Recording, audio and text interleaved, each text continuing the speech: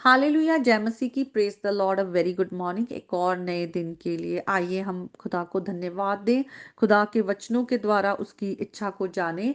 और आज का जो वचन है खास करके मैं अपने मसीही भाइयों के साथ शेयर करना चाहती हूँ, जो कि घर में पिता, पति या भाई हो सकते हैं, बड़े या छोटे। लेकिन सबसे बड़ी बात है कि खुदा ने जो आदमी है उसको एक बड़ी जिम्मेवारी दी है। खुदा ने हमें घर दिया है, परिवार दिया है, हमारे अपने जो घर के लोग हैं उनके प्रति जिम्मेवारी है कि हम उन्हें अपनी प्रार्थनाओं के साथ खुदा के आगे उनके लिए प्रार्थना करें, उनको प्रभु के रास्ते में चलने के लिए हम उन्हें मोटिवेट करें, इनकरेज करें।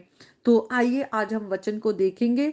और अगर हम उत्पत्ति की पुस्तक में जाएं, जो कि पहली किताब है बाइबल की, उसके सेकंड चैप्टर में, वहां पर हम देखते हैं किस तरह से परमेश्वर ने जब मनुष्य की रचना की, पहले आदम को मिट्टी से बनाया, भूमि की मिट्टी से, और लिखा है उसके नथनों में जीवन का श्वास फूंक दिया और आदम जीता प्राणी बन गया।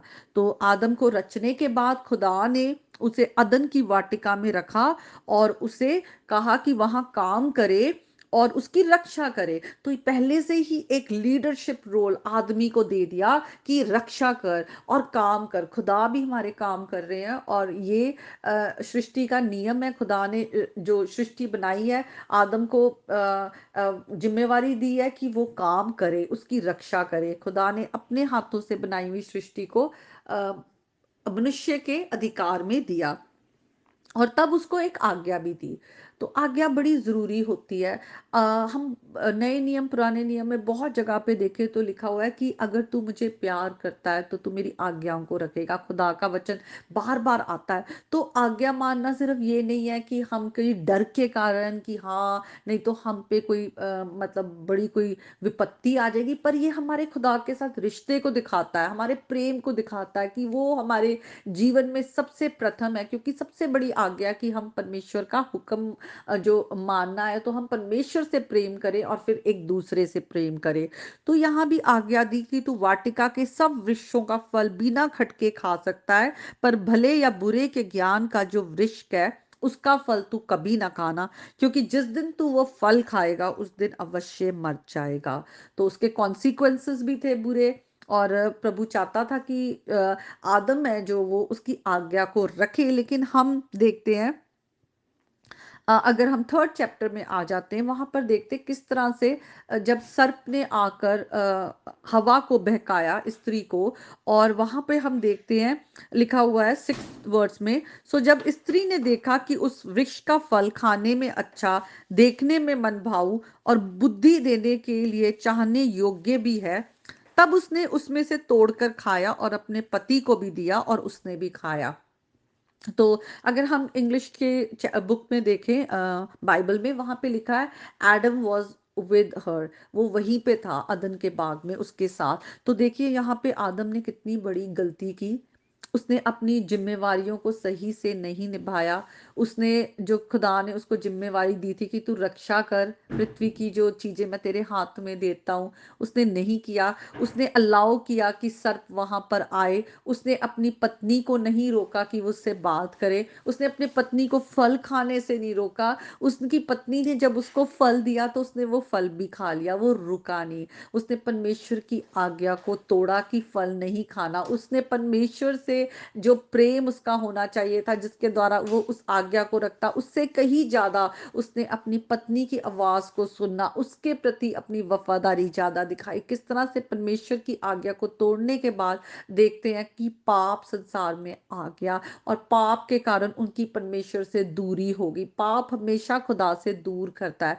आज आदमियों की जो खुदा ने बड़ी जिम्मेवारी दी, आज आपके घरों में आपकी जिम्मेवारी है। आज हम देखते कितने घर टूटे हुए हैं। क्यों?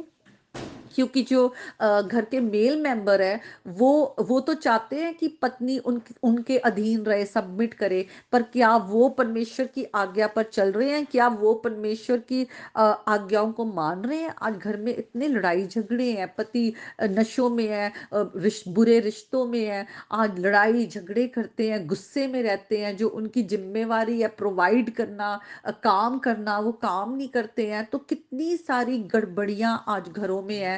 और फिर अगर पत्नियां पति के अधीन नहीं है, या पति जो है वो प्रभु के अधीन नहीं है, तो सारे घर का पूरा हुलिया जो है वो बिगड़ा हुआ है, हालात बिगड़े हुए हैं। आज आज अगर हम चाहते हैं, आज भाई लोग जो भी मेरे मसीह भाई आज सुनते हैं वचन, जब वो अगर चाहते हैं उनकी पत्नियां उनके अधीन रहे, तो वचन में लिखा है पहले वो क्राइस्ट को सबमिट करे। जैसे क्राइस्ट को वो सबमिट करते, क्राइस्ट उनके हेड है, तो वैसे ही फिर लिखा हुआ है कि जो पत्नी का सर है वो पति है। तो पति लोग भी पहले उस सबमिशन में आए, और और खुदा के आगे वो सबमिट करने वाले हो। बहुत बड़ी जिम्मेवारी है कि वो अपनी पत्नियों को, अपने घर में जो बच्चे हैं, पति लोग जो हैं, वो उन्हें सही रास्ता दिखाएं, खुदा के रास्ते में चलाएं, खुदा के वचन में। ये उनकी जिम्मेवारी है, हेड ऑफ द फैमिली की। अगर आप अपने आप को हेड कहते हैं, तो आपकी जिम्मेवारी है कि आप खुदा के वचन में चलें। अपनी पत्नियों के, जो आपके घर में आपके बच्चे हैं, आपकी पत्नी है, उनके साथ बैठकर आप वचन पढ़ें, खुद भी वचन को समझें कि हाँ, खुदा की आज्ञा है, तो अगर खुदा आज्ञा देते हैं तो हमें इस आज्ञा पर चलना है। और हम अपने पत्नी, अपने बच्चों के से भी उनको ये समझाएं कि खुदा की आज्ञा पे ना चलने से उसके बहुत बुरे कॉन्सिक्वेंसेस होते हैं। और सचमुच आज हम देखते हैं कि कितने बुरे कॉन्सिक्वेंसेस हम आज अपने आसपास देखते हैं। घर कैसे टूटे हुए हैं, डाइवोर्सेस हो रहे हैं, अलग रह रहे हैं, बच्चे कहना नहीं मानते, और सारा दिन स्क्रीन्स पर होते हैं, जब हम खुद ठीक नहीं चल रहे हैं, जब हम खुद आज ये सारा टाइम सेल फोन्स पर हम अपना समय वेस्ट कर रहे हैं, अपने घर के लोगों के साथ टाइम स्पेंड नहीं कर रहे, तो हम अपने बच्चों से कैसे एक्सपेक्ट कर सकते हैं। वचन में लिखा है, जो तुम बोते हो वही तुम काटोगे। तो बहुत बार लोग बोने और काटने को पैसों से ही लेते हैं, पर ये बहुत गलत है। बोना और काटना हर एक चीजों के साथ है। अगर आज हम अपनी जिंदगी में जहर बोते हैं, तो वो जहरीले ही होंगे, हम आगे जो हमारा फ्रूट हम बेयर करेंगे। तो आज हमारे काम किस तरह से, आज हम प्रभु के साथ चले, प्रभु के अच्छे वचनों के बीज जो है हम अपनी जिंदगियों में बोए, हम दूसरों की जिंदगियों में बोए, और अच्छे फल आए जो कि आत्मा के फल है। हमारा जो जीवन है वो प्रभु में बढ़े, और जो प्रभु में जो जीवन है वो हमेशा का है, अनंत जीवन है। तो हम खुद भी बचे नर्क की आंख से, अपने घर के लोगों को बचाएं। तो बहुत बड़ी जिम्मेवारी है। और जिस जैसे हम समय में रह रहे, अंत का समय है, दिन बहुत बुरे हैं। आज खुदा हमसे पूछेगा, आज पत्नी जो है, पति है, अगर आज हमारे बच्चे सही नहीं है, तो खुदा हमसे वो जो हिसाब किताब लेगा कि हम माँ बाप हैं, तो हमने अपने बच्चों को क्या सिखाया, हमने उनकी जो परवरिश थी क्या प्रभु के ज्ञान में की या नहीं की। तो बहुत बड़ी आज इस जिम्मेवारी को समझे, आप अपने उद्धारकर्ता, अपने मसीह के आगे सबमिट करें, अपने घर को, अपने परिवार को लेकर उसके साथ, उसके पीछे चले। और पत्नियां भी जो हैं वो अपने पतियों के लिए, जरूरी नहीं है कि आप शिकायत ही करते रहें कि आपके पति में ये कमी है, ये कमी है। अगर कमियां हैं भी, तो परमेश्वर हर हालात को बदल सकता है। आप घुटनों में आए, प्रार्थना करें, प्रार्थना करना ना छोड़ें। पत्नियां अपने पतियों के लिए प्रार्थना करना प्लीज ना छोड़े। प्रभु हमारे हर एक प्रार्थनाओं का उत्तर देते हैं, और प्रभु ही है जो हमें नया हृदय देते हैं, अपना आत्मा हमें उंडेलते हैं। तो जो दे सकता है उसी से मांगे, और अपने घर के हालातों को बदलते देखें, प्रभु में बढ़ते जाएं, और साथ में मिलकर उसकी स्तुति और आराधना करें। अपने जीवन से, अपने घर परिवार से परमेश्वर को महिमा दे जो उसके योग्य है।